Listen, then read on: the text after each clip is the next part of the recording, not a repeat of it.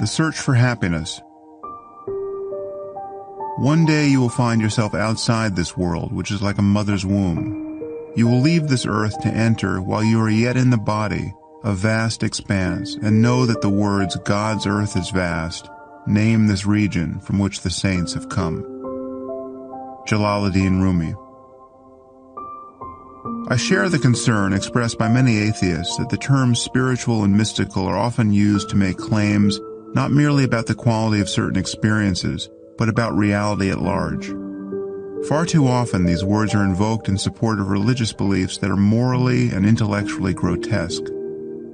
Consequently, many of my fellow atheists consider all talk of spirituality to be a sign of mental illness, conscious imposture, or self-deception. This is a problem because millions of people have had experiences for which spiritual and mystical seem the only terms available. Many of the beliefs people form on the basis of these experiences are false. But the fact that most atheists will view a statement like Rumi's as a symptom of the man's derangement grants a kernel of truth to the rantings of even our least rational opponents. The human mind does indeed contain vast expanses that few of us ever discover.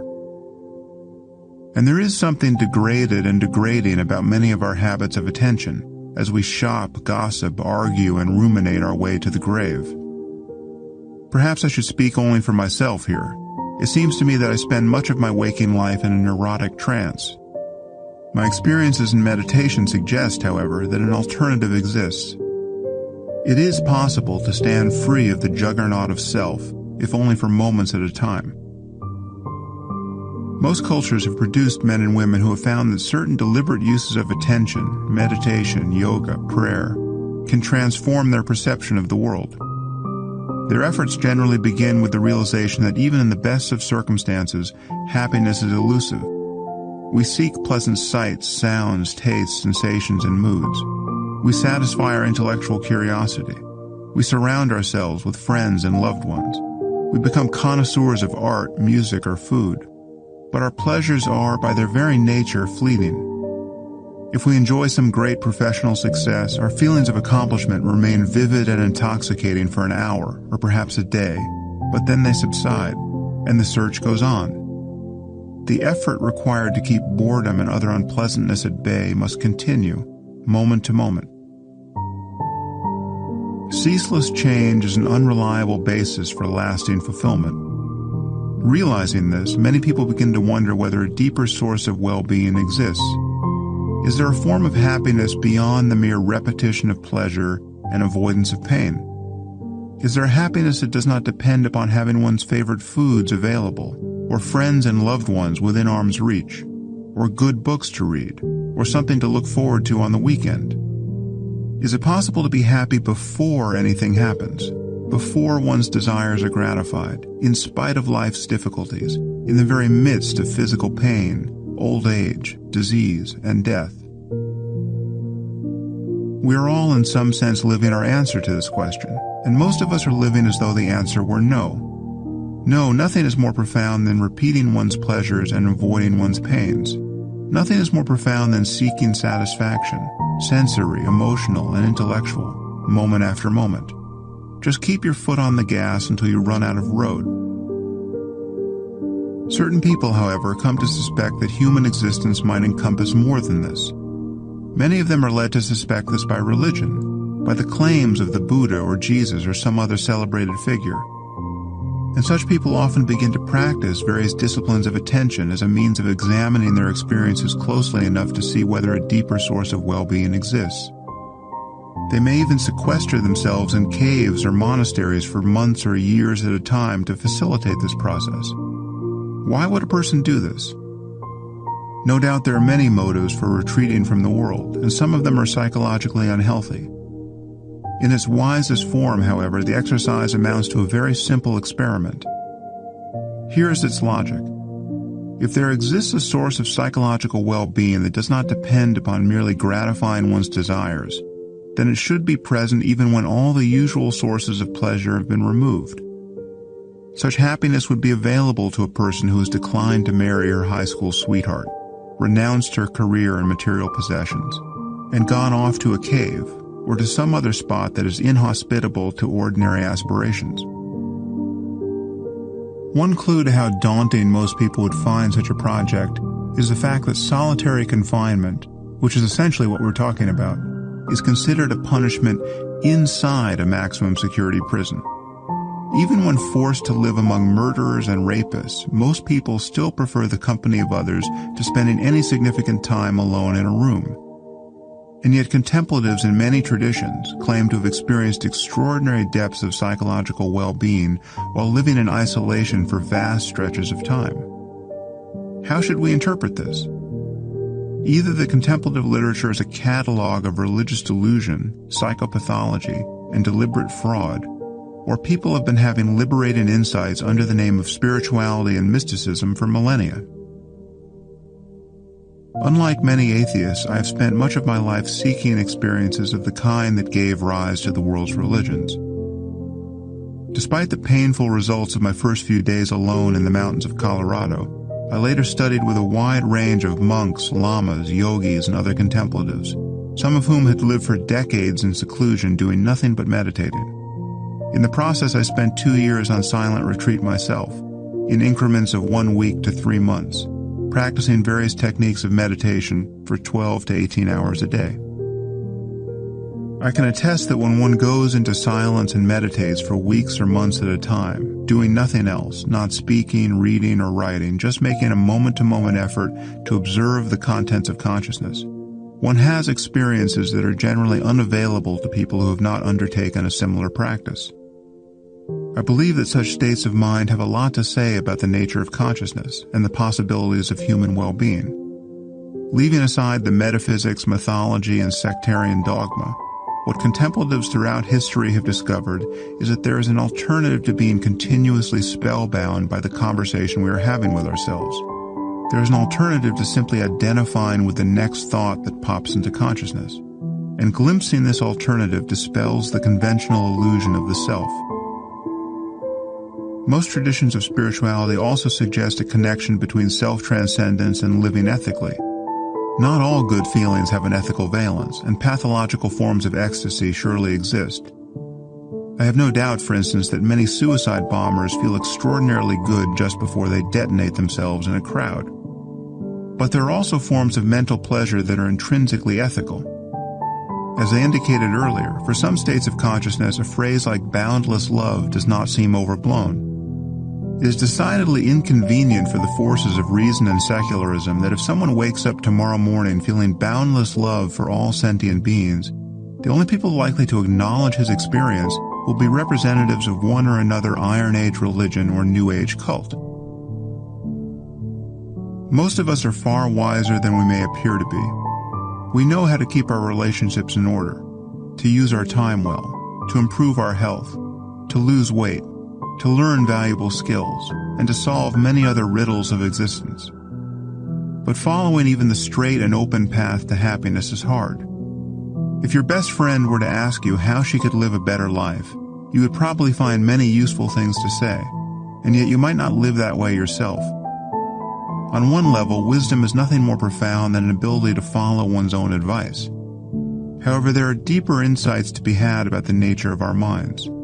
Unfortunately, they have been discussed entirely in the context of religion, and therefore have been shrouded in fallacy and superstition for all of human history. The problem of finding happiness in this world arrives with our first breath, and our needs and desires seem to multiply by the hour. To spend any time in the presence of a young child is to witness a mind ceaselessly buffeted by joy and sorrow.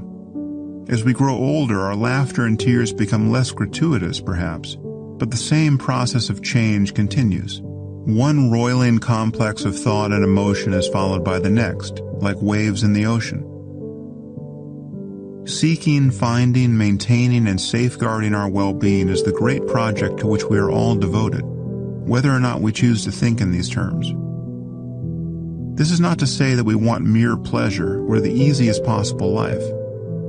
Many things require extraordinary effort to accomplish, and some of us have learned to enjoy the struggle. Any athlete knows that certain kinds of pain can be exquisitely pleasurable. The burn of lifting weights, for instance, would be excruciating if it were a symptom of terminal illness. But because it is associated with health and fitness, most people find it enjoyable. Here we see that cognition and emotion are not separate.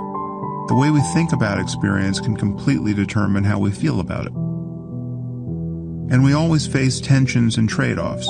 In some moments we crave excitement and in others rest. We might love the taste of wine and chocolate, but rarely for breakfast. Whatever the context, our minds are perpetually moving, generally toward pleasure or its imagined source, and away from pain. I am not the first person to have noticed this. Our struggle to navigate the space of possible pains and pleasures produces most of human culture. Medical science attempts to prolong our health and to reduce the suffering associated with illness, aging, and death.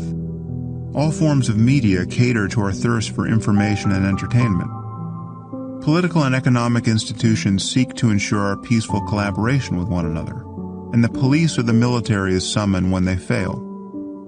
Beyond ensuring our survival, civilization is a vast machine invented by the human mind to regulate its states. We are ever in the process of creating and repairing a world that our minds want to be in. And wherever we look, we see the evidence of our successes and our failures. Unfortunately, failure enjoys a natural advantage. Wrong answers to any problem outnumber right ones by a wide margin, and it seems that it will always be easier to break things than to fix them. Despite the beauty of our world and the scope of human accomplishment, it is hard not to worry that the forces of chaos will triumph, not merely in the end, but in every moment. Our pleasures, however refined or easily acquired, are by their very nature fleeting. They begin to subside the instant they arise, only to be replaced by fresh desires or feelings of discomfort. You can't get enough of your favorite meal until in the next moment you find that you are so stuffed as to nearly require the attention of a surgeon, and yet by some quirk of physics you still have room for dessert. The pleasure of dessert lasts a few seconds, and then the lingering taste in your mouth must be banished by a drink of water. The warmth of the sun feels wonderful on your skin, but soon it becomes too much of a good thing.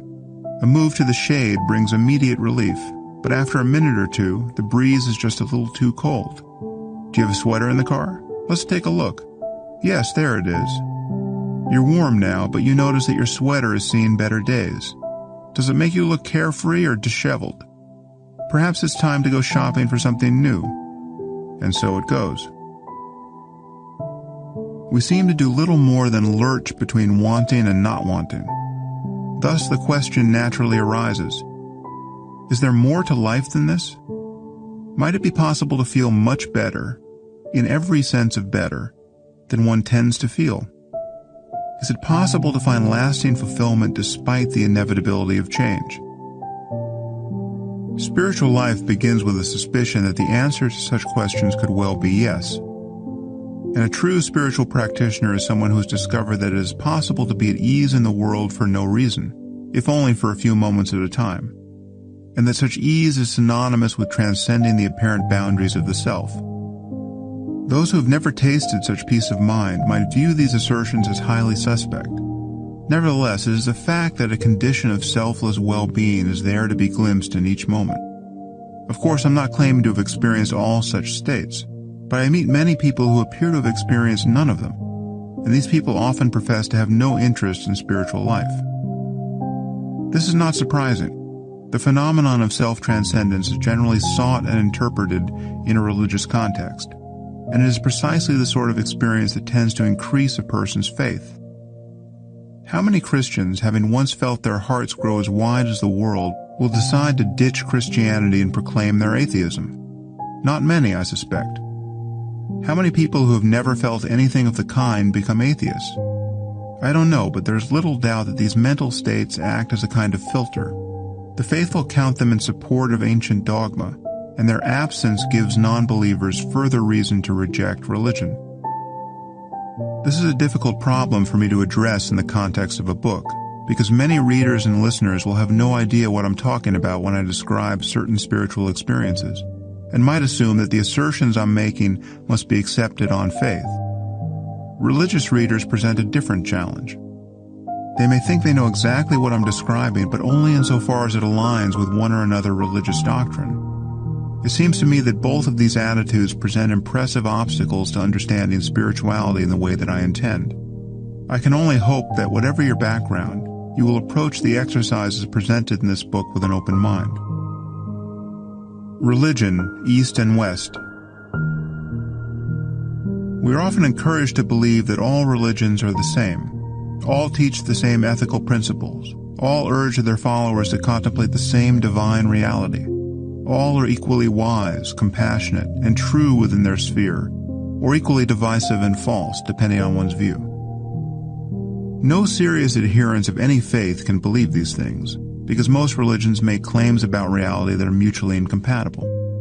Exceptions to this rule exist, but they provide little relief from what is essentially a zero-sum contest of all against all. The polytheism of Hinduism allows it to digest parts of many other faiths. If Christians insist that Jesus Christ is the Son of God, for instance, Hindus can make him yet another avatar of Vishnu without losing any sleep. But this spirit of inclusiveness points in one direction only, and even it has its limits. Hindus are committed to specific metaphysical ideas, the law of karma and rebirth, a multiplicity of gods, that almost every other major religion decries. It is impossible for any faith, no matter how elastic, to fully honor the truth claims of another. Devout Jews, Christians, and Muslims believe theirs is the one true and complete revelation, because that is what their holy books say of themselves. Only secularists and New Age dabblers can mistake the modern tactic of interfaith dialogue for an underlying unity of all religions. I have long argued that confusion about the unity of religions is an artifact of language. Religion is a term like sports. Some sports are peaceful but spectacularly dangerous, free solo rock climbing, for instance. Some are safer but synonymous with violence, as in mixed martial arts. Some entail a little more risk of injury than standing in the shower, like bowling. To speak of sports as a generic activity makes it impossible to discuss what athletes actually do, or the physical attributes required to do it. What do all sports have in common apart from breathing? Not much. The term religion is hardly more useful. The same could be said of spirituality. The esoteric doctrines found within every religious tradition are not all derived from the same insights, nor are they equally empirical, logical, parsimonious, or wise. They don't always point to the same underlying reality, and when they do, they don't do it equally well. Nor are all these teachings equally suited for export beyond the cultures that first conceived them. Making distinctions of this kind, however, is deeply unfashionable in intellectual circles. In my experience, people do not want to hear that Islam supports violence in a way that Jainism doesn't, or that Buddhism offers a truly sophisticated empirical approach to understanding the human mind, whereas Christianity presents an almost perfect impediment to such understanding. In many circles, to make invidious comparisons of this kind is to stand convicted of bigotry. In one sense, all religions and spiritual practices must address the same reality, because people of all faiths have glimpsed many of the same truths. Any view of consciousness and the cosmos that is available to the human mind can, in principle, be appreciated by anyone. It is not surprising, therefore, that individual Jews, Christians, Muslims, and Buddhists have given voice to some of the same insights and intuitions. This merely indicates that human cognition and emotion run deeper than religion. But we knew that, didn't we? It does not suggest that all religions understand our spiritual possibilities equally well. One way of missing this point is to declare that all spiritual teachings are inflections of the same perennial philosophy. The writer Aldous Huxley brought this idea into prominence by publishing an anthology by that title. Here's how he justified the idea. Philosophia perennis, the phrase was coined by Leibniz, but the thing, the metaphysic that recognizes a divine reality substantial to the world of things and lives and minds, the psychology that finds in the soul something similar to, or even identical with, divine reality, the ethic that places man's final end in the knowledge of the immanent and transcendent ground of all being, the thing is immemorial and universal. Rudiments of the perennial philosophy may be found among the traditionary lore of primitive peoples in every region of the world, and in its fully developed forms it has a place in every one of the higher religions. A version of this highest common factor in all preceding and subsequent theologies was first committed to writing more than 25 centuries ago, and since that time the inexhaustible theme has been treated again and again from the standpoint of every religious tradition and in all principal languages of Asia and Europe. Although Huxley was being reasonably cautious in his wording, this notion of a highest common factor uniting all religions begins to break apart the moment one presses for details. For instance, the Abrahamic religions are incorrigibly dualistic and faith-based. In Judaism, Christianity, and Islam, the human soul is conceived as genuinely separate from the divine reality of God. The appropriate attitude for a creature that finds itself in this circumstance is some combination of terror, shame, and awe. In the best case, notions of God's love and grace provide some relief, but the central message of these faiths is that each of us is separate from and in relationship to a divine authority who will punish anyone who harbors the slightest doubt about his supremacy. The Eastern tradition represents a very different picture of reality, and its highest teachings, found within the various schools of Buddhism and the nominally Hindu tradition of Advaita Vedanta, explicitly transcend dualism. By their lights, consciousness itself is identical to the very reality that one might otherwise mistake for God.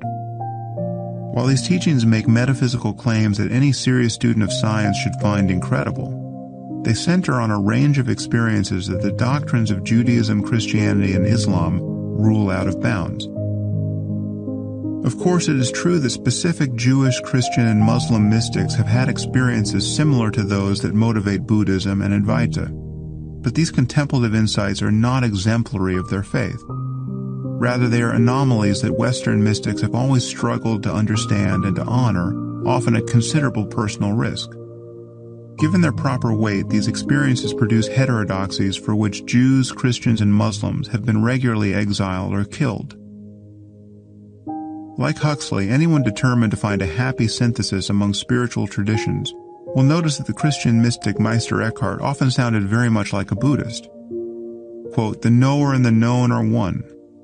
Simple people imagine that they should see God as if he stood there and they here. This is not so. God and I, we are one in knowledge." End quote. But he also sounded like a man bound to be excommunicated by his church, as he was. Had Eckhart lived a little longer, it seems certain that he would have been dragged into the street and burned alive for these expansive ideas.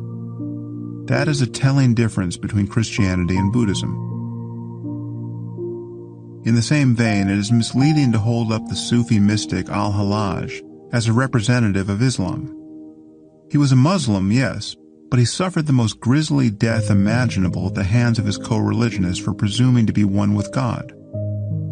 Both Eckhart and Al-Hallaj gave voice to an experience of self-transcendence that any human being can in principle enjoy. However, their views were not consistent with the central teachings of their faiths. The Indian tradition is comparatively free of problems of this kind. Although the teachings of Buddhism and Advaita are embedded in more or less conventional religions, they contain empirical insights about the nature of consciousness that do not depend upon faith. One can practice most techniques of Buddhist meditation, or the method of self-inquiry of Advaita, and experience the advertised changes in one's consciousness without ever believing in the law of karma or in the miracles attributed to Indian mystics. To get started as a Christian, however, one must first accept a dozen implausible things about the life of Jesus and the origins of the Bible. And the same can be said, minus a few unimportant details, about Judaism and Islam. If one should happen to discover that the sense of being an individual soul is an illusion, one will be guilty of blasphemy everywhere west of the Indus. There's no question that many religious disciplines can produce interesting experiences in suitable minds.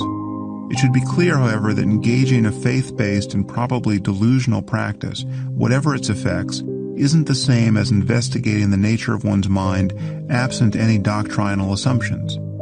Statements of this kind may seem starkly antagonistic toward Abrahamic religions, but they are nonetheless true. One can speak about Buddhism shorn of its miracles and irrational assumptions.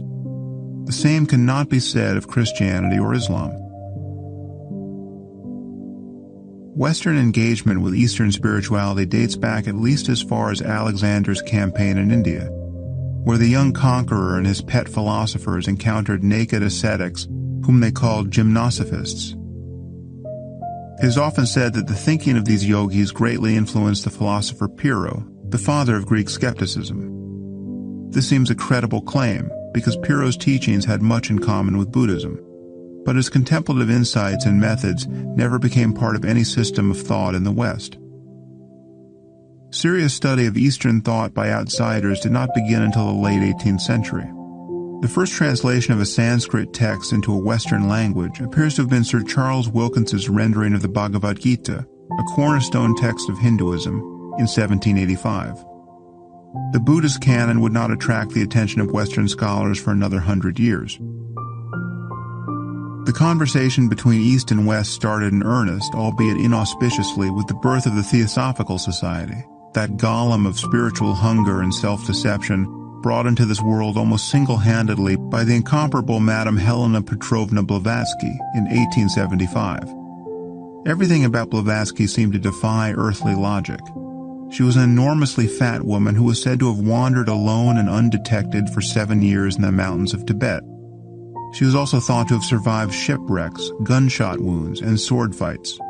Even less persuasively, she claimed to be in psychic contact with members of the Great White Brotherhood of Ascended Masters, a collection of immortals responsible for the evolution and maintenance of the entire cosmos. Their leader hailed from the planet Venus, but lived in the mythical kingdom of Shambhala, which Blavatsky placed somewhere in the vicinity of the Gobi Desert. With a suspiciously bureaucratic name, the Lord of the World, he supervised the work of other adepts, including the Buddha, Maitreya, Mahachonan, and one Kuthumi, who appears to have had nothing better to do on behalf of the cosmos than to impart its secrets to Blavatsky. It is always surprising when a person attracts legions of followers and builds a large organization on their largesse while peddling penny arcade mythology of this kind. But perhaps this was less remarkable at a time when even the best educated people were still struggling to come to terms with electricity, evolution, and the existence of other planets. We can easily forget how suddenly the world had shrunk and the cosmos expanded as the 19th century came to a close. The geographical boundaries between distant cultures had been stripped away by trade and conquest. One could now order a gin and tonic almost everywhere on Earth. And yet the reality of unseen forces and alien worlds was a daily focus of the most careful scientific research.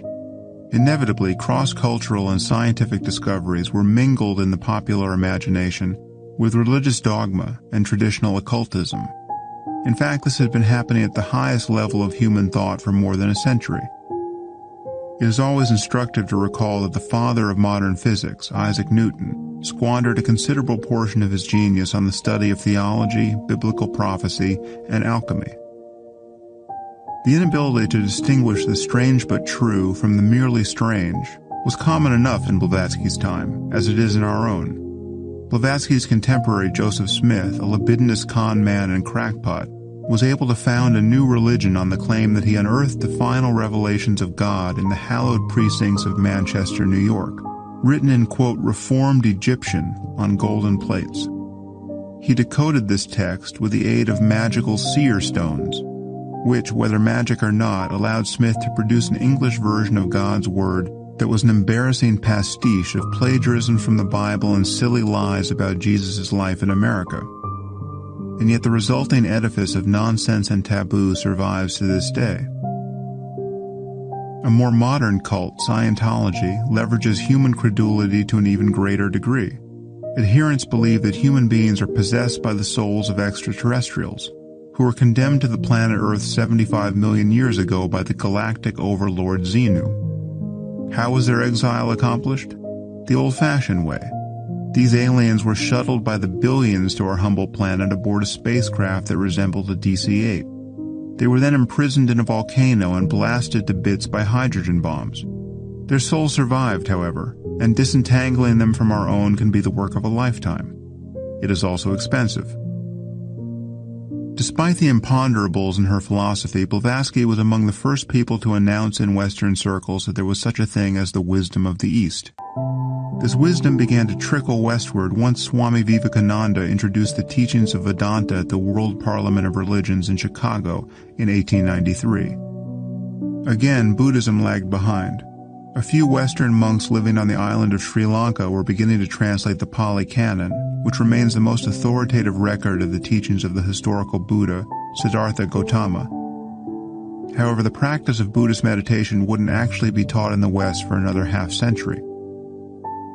It is easy enough to find fault with romantic ideas about Eastern wisdom, and a tradition of such skepticism sprang up almost the instant the first Western seeker sat cross-legged and attempted to meditate. In the late 1950s, the author and journalist Arthur Koestler traveled to India and Japan in search of wisdom, and summarized his pilgrimage thus: "I started my journey in sackcloth and ashes, and came back rather proud of being a European." In The Lotus and the Robot, Koestler gives some reasons for his being less than awed by his journey to the East. Consider, for example, the ancient discipline of Hatha Yoga. While now generally viewed as a system of physical exercises designed to increase a person's strength and flexibility, in its traditional context, Hatha Yoga is part of a larger effort to manipulate, quote, subtle features of the body unknown to anatomists. No doubt much of this subtlety corresponds to experiences that yogis actually have, but many of the beliefs formed on the basis of these experiences are patently absurd, and certain of the associated practices are both silly and injurious. Koestler reports that the aspiring yogi is traditionally encouraged to lengthen his tongue, even going so far as to cut the frenulum, the membrane that anchors the tongue to the floor of the mouth, and stretch the soft palate. What is the purpose of these modifications? They enable our hero to insert his tongue into his nasopharynx, thereby blocking the flow of air through the nostrils. His anatomy thus improved, a yogi can then imbibe subtle liquors believed to emanate directly from his brain. These substances, imagined by recourse to further subtleties to be connected to the retention of semen, are said to confer not only spiritual wisdom, but immortality. This technique of drinking mucus is known as Kachari Mudra, and it is thought to be one of the crowning achievements of yoga. I'm more than happy to score a point for Koestler here. Needless to say, no defense of such practices will be found in this book. Criticism of Eastern wisdom can seem especially pertinent when coming from Easterners themselves. There is indeed something preposterous about well-educated Westerners racing east in search of spiritual enlightenment, while Easterners make the opposite pilgrimage seeking education and economic opportunities. I have a friend whose own adventures may have marked a high point in this global comedy. He made his first trip to India immediately after graduating from college, having already acquired several yogic affectations. He had the requisite beads and long hair, but he was also in the habit of writing the name of the Hindu god Ram in Devanagari script over and over in a journal. On the flight to the motherland, he had the good fortune to be seated next to an Indian businessman. This weary traveler thought he had witnessed every species of human folly, until he caught sight of my friend scribbling. The spectacle of a Western-born Stanford graduate of working age, holding degrees in both economics and history, devoting himself to the graphomaniacal worship of an imaginary deity in a language he could neither read nor understand, was more than this man could abide in a confined space at 30,000 feet. After a testy exchange, the two travelers could only stare at each other in mutual incomprehension and pity. And they had 10 hours yet to fly. There really are two sides to such a conversation, but I concede that only one of them can be made to look ridiculous. We can also grant that Eastern wisdom has not produced societies or political institutions that are any better than their Western counterparts. In fact, one could argue that India has survived as the world's largest democracy only because of institutions that were built under British rule. Nor has the East led the world in scientific discovery. Nevertheless, there is something to the notion of uniquely Eastern wisdom, and most of it has been concentrated in or derived from the tradition of Buddhism. Buddhism has been of special interest to Western scientists for reasons already hinted at. It isn't primarily a faith-based religion, and its central teachings are entirely empirical. Despite the superstitions that many Buddhists cherish, the doctrine has a practical and logical core that does not require any unwarranted assumptions. Many Westerners have recognized this, and have been relieved to find a spiritual alternative to faith-based worship. It is no accident that most of the scientific research now done on meditation focuses primarily on Buddhist techniques. Another reason for Buddhism's prominence among scientists has been the intellectual engagement of one of its most visible representatives, Tenzin Gyatso, the 14th Dalai Lama. Of course, the Dalai Lama is not without his critics. My late friend Christopher Hitchens meted out justice to His Holiness on several occasions. He also castigated Western students of Buddhism for the, quote, widely and lazily held belief that Oriental religion is different from other faiths, less dogmatic, more contemplative, more transcendental, and for the, quote, blissful, thoughtless exceptionalism with which Buddhism is regarded by many.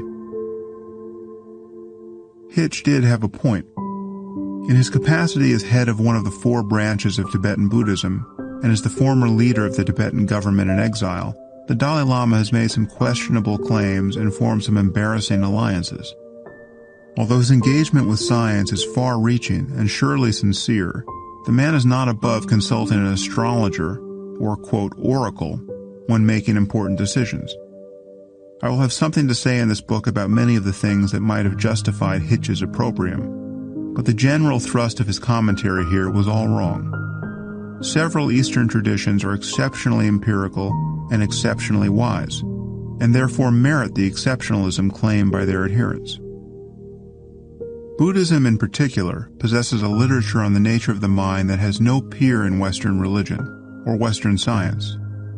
Some of these teachings are cluttered with metaphysical assumptions that should provoke our doubts, but many aren't. And when engaged as a set of hypotheses by which to investigate the mind and deepen one's ethical life, Buddhism can be an entirely rational enterprise.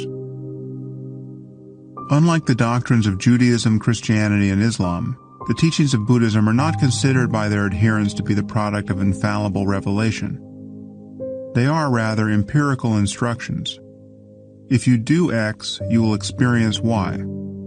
Although many Buddhists have a superstitious and cultic attachment to the historical Buddha, the teachings of Buddhism present him as an ordinary human being who succeeded in understanding the nature of his own mind. Buddha means awakened one, and Siddhartha Gautama was merely a man who woke up from the dream of being a separate self. Compare this with the Christian view of Jesus, who is imagined to be the son of the creator of the universe. This is a very different proposition, and it renders Christianity, no matter how fully divested of metaphysical baggage, all but irrelevant to a scientific discussion about the human condition. The teachings of Buddhism, and of Eastern spirituality generally, focus on the primacy of the mind. There are dangers in this way of viewing the world, to be sure.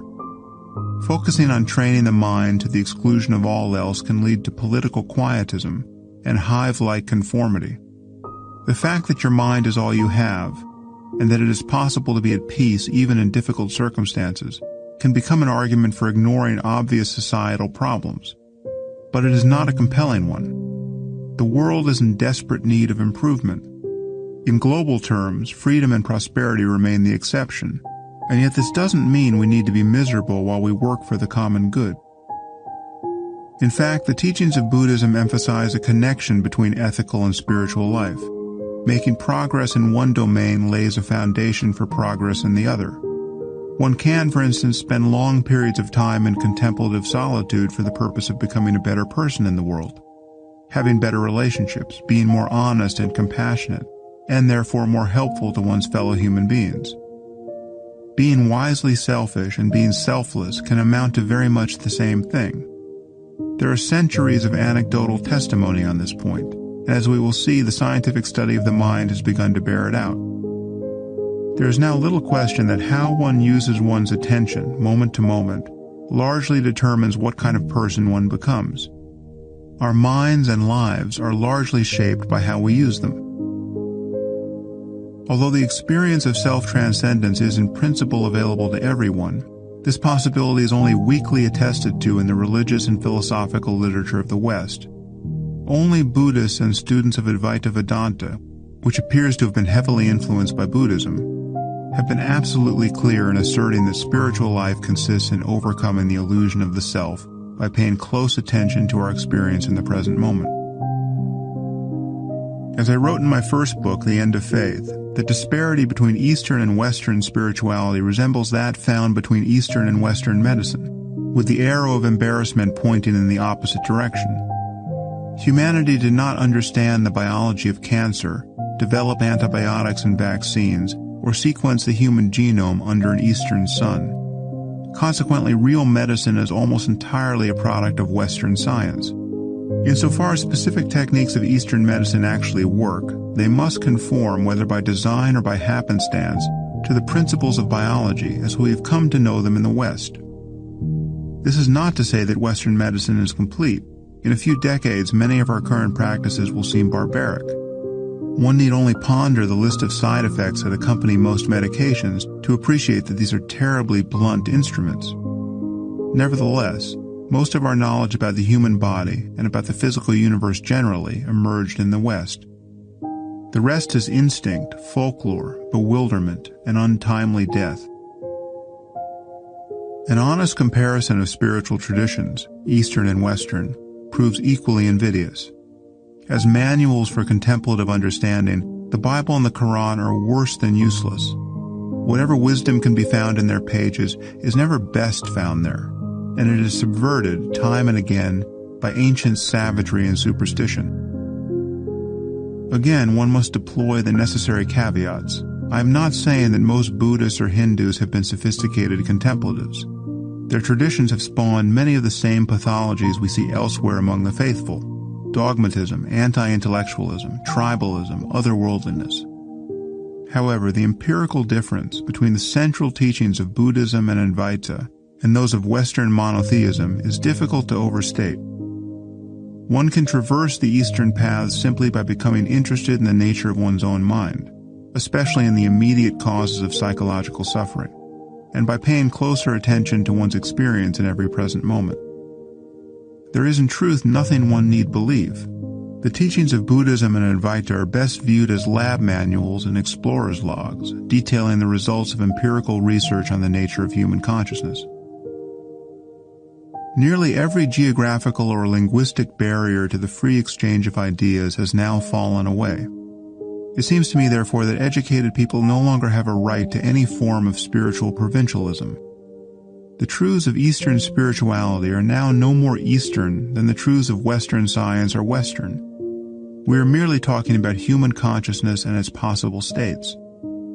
My purpose in writing this book is to encourage you to investigate certain contemplative insights for yourself, without accepting the metaphysical ideas that they inspired in ignorant and isolated peoples of the past. A final word of caution. Nothing I say here is intended as a denial of the fact that psychological well-being requires a healthy sense of self, with all the capacities that this vague phrase implies. Children need to become autonomous, confident, and self-aware in order to form healthy relationships. And they must acquire a host of other cognitive, emotional, and interpersonal skills in the process of becoming sane and productive adults. Which is to say that there is a time and a place for everything, unless, of course, there isn't. No doubt there are psychological conditions, such as schizophrenia, for which practices of the sort I recommend in this book might be inappropriate. Some people find the experience of an extended silent retreat psychologically destabilizing. Again, an analogy to physical training seems apropos. Not everyone is suited to running a 6-minute mile or bench pressing his own body weight, but many quite ordinary people are capable of these feats, and there are better and worse ways to accomplish them. What is more, the same principles of fitness generally apply even to people whose abilities are limited by illness or injury. So I want to make it clear that the instructions in this book are intended for readers who are adults, more or less, and free from any psychological or medical conditions that could be exacerbated by meditation or other techniques of sustained introspection. If paying attention to your breath, to bodily sensations, to the flow of thoughts, or to the nature of consciousness itself seems likely to cause you clinically significant anguish, please check with a psychologist or psychiatrist before engaging in the practices I describe.